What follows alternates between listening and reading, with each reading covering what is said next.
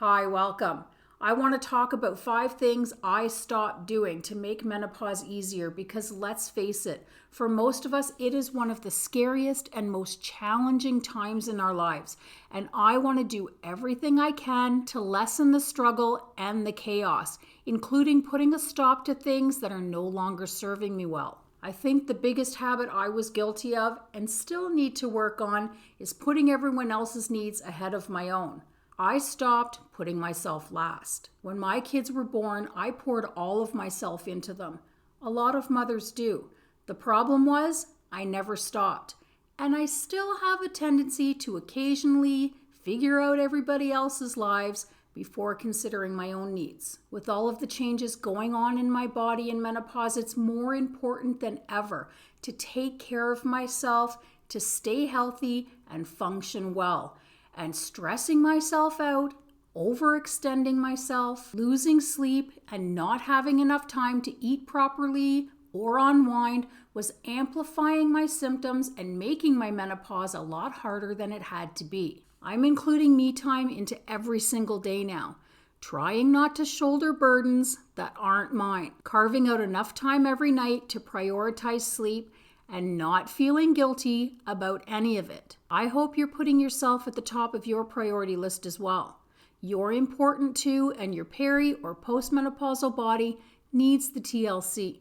Number 2, I stopped taking a bucket full of supplements for every symptom and discomfort trying to fix my menopause. I was attempting to throw every possible solution at my symptoms because I can't take HRT, and all I was doing was making matters worse, getting frustrated, feeling hopeless, and burning through buckets of money I really didn't have. I was honestly overthinking it and making things a lot more complicated than they had to be.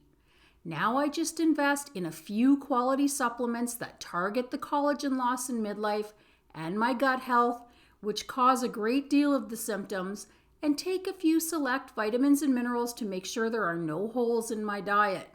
That's it. And I feel better and I'm saving money, so it's working for me. Next, I stopped being so hard on myself. I was constantly beating myself up for things that were out of my control for the most part, blaming myself for all of the menopause chaos, like the hormone shifts were my doing. How silly is that? I told myself for years in perimenopause that I just wasn't healthy enough.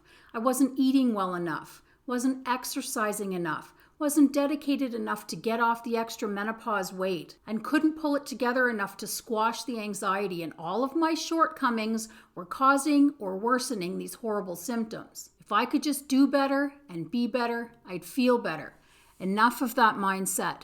Menopause is hard, period. I'm doing my best to be at my best, and I'm going to be proud of myself moving forward. Menopause makes staying fit and healthy much harder. So when it slaps me in the face with a setback, and it does, instead of blaming myself now, I acknowledge the midlife struggle, continue to make good choices for myself, and move forward. The battle of the menopause bulge is a great example.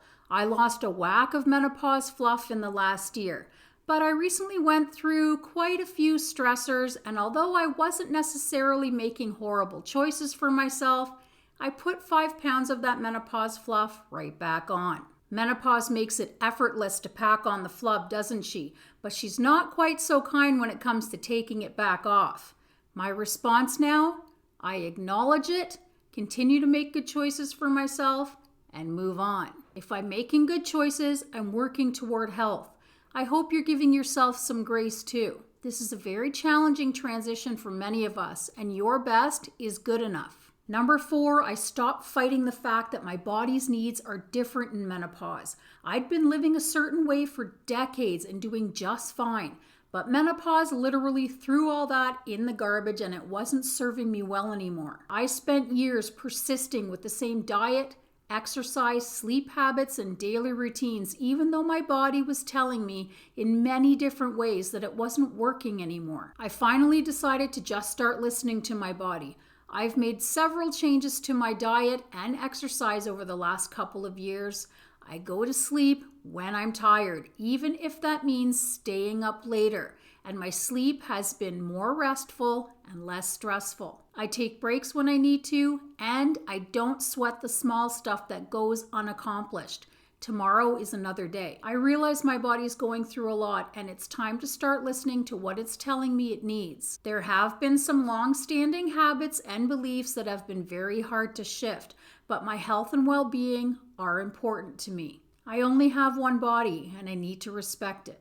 Number 5, I had to stop listening to everyone else's opinions and advice ahead of my own self-awareness and what I felt was best for me. Most people are well-meaning and eager to help, but I got so caught up trying everyone's suggestions in perimenopause because I was just so desperate for help that I ended up causing more problems for myself.